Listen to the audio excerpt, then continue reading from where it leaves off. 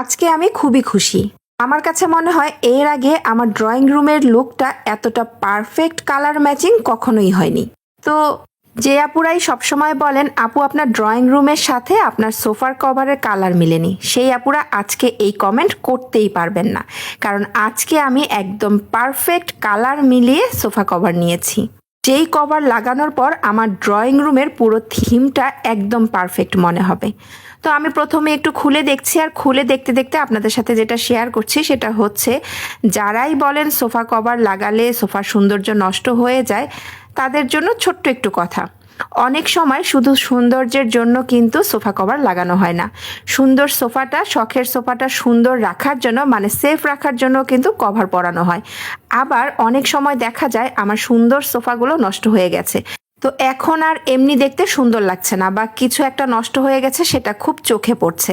তো এই মুহূর্তে যেহেতু আমি চেঞ্জ করতে পারছি না, তারা কিন্তু চাইলে এরকম সোফা কভার দিয়ে পুরোটা সোফা কভার করে ফেললে সেই খুঁতটা আর দেখাও গেল না, অসুন্দর লাগলো না। উল্টো যদি কালার ম্যাচিং করে সোফা কভার নিতে পারেন, তাহলে আপনার ড্রয়িং রুমের লুকটাও আবার নতুন হয়ে গেল। আমি যেটা করি, মাঝে মধ্যেই কিন্তু সোফা কভার লাগাই, আবার মাঝে মধ্যেই খুলে রাখি। আমার কাছে এমনিতেও ভালো লাগে, কভার লাগালেও ভালো লাগে। এরকম চেঞ্জ করে লাগালে একটু নতুনত্ব লাগে। আর এছাড়াও আমার সোফাগুলো কিন্তু কিছুটা নষ্ট হয়ে গেছে। যেমন সোফার হাতের পাশে কাঠের উপরে যে গোল্ডেন কালারের কাজটা ছিল, এই কাজের কিন্তু কালারটা উঠে গেছে।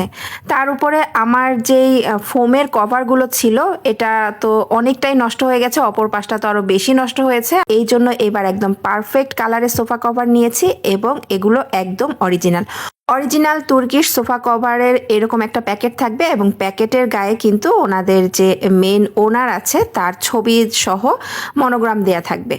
তো মাঝে মধ্যে যেহেতু আমি সোফা কভারটা খুলি, আবার পরাই, আবার খুলি, তো এই কাজগুলো আপনাদের ভাইয়াই আমাকে করে দেয়, আর উনি করতে করতে পুরোপুরি এক্সপার্ট। আর এখন তার সাহায্যে আমি সোফার কভার পরাবো। তো এবারে সোফা কভারটা না আমার আসলে ভীষণ পছন্দ হয়েছে, যেমন কালারটা ম্যাচিং করছে, আর ঠিক তেমনি আমার কাছে মনে হচ্ছে এর কাপড়ের কোয়ালিটি অনেক ভালো। তো সোফার কভার পরানোর সময় সবসময় এই যে সিলটা থাকে প্রত্যেকটা কভারে পিছনের অংশে, এই সিলটা ধরে যদি আপনি পরান, খুব সহজেই কিন্তু আপনি যে কোনো সোফা বা চেয়ারের কভার পরিয়ে ফেলতে পারবেন। তো এই কভারটা একদম ঠিকঠাক মতো ফিটিং করে রাখার জন্য এরকম কিন্তু বেল্ট দেয়া থাকে, বেল্ট বেঁধে নিতে হবে। আর সোফা কভারের সাথে এরকম কিছু ফোম দিয়ে থাকে, যেটা হচ্ছে চেপে চেপে সোফার আকার অনুযায়ী বসিয়ে নিতে হয়। তো যাই হোক, এই তো আপনাদের ভাইয়া আমাকে সোফা কভার তো পরিয়ে দিয়েছেই, তার সাথে হচ্ছে ফোমগুলো গুছিয়ে দিচ্ছে, আর দেখেন উল্টাপাল্টা গুছাচ্ছে। এখন যদি বলি যে তোমার হয় নাই, এগুলা কি গুছালা, দরকার নাই, তাহলে বলবে কাজ করে দেই, তাও ভাল লাগে না।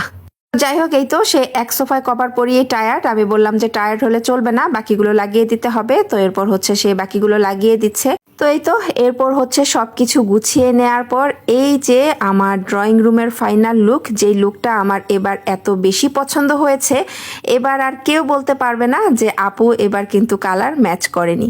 যেমন আমার সোফার কভার, তার সাথে হচ্ছে আমার ফ্লোরের যে বেডটা আছে, বেডশিটটা, তার সাথে হচ্ছে আমার কার্পেটটা, এর সাথে হচ্ছে আমার রুমের পর্দাটা, সব কিছুর কালার কিন্তু এবার একদম ম্যাচিং। তো যাই হোক, এই তো ঘর সাজাতে সাজাতে রাত বাজে 1টা। তো রাতের খাওয়া দাওয়া শেষ করে আপনাদের ভাইয়াকে বলেছিলাম যে সোফার কভারটা লাগিয়ে দাও, আর লাগানোর পর হচ্ছে আমি বাকিটা গুছিয়ে নিয়েছিলাম।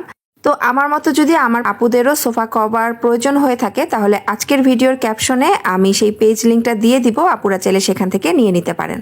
যাই হোক, কথা বলতে বলতে আর ঘর গুছাতে গুছাতে অনেক রাত হয়ে গেল। এখন তবে বিদায় নিতে হবে। এবারের ড্রয়িং রুমের পুরো কালারটা ম্যাচিং করার পর আমার ড্রয়িং রুমটা কেমন লাগছে অবশ্যই কমেন্ট করে জানাবেন। ভালো থাকবেন সবাই, আল্লাহ হাফেজ।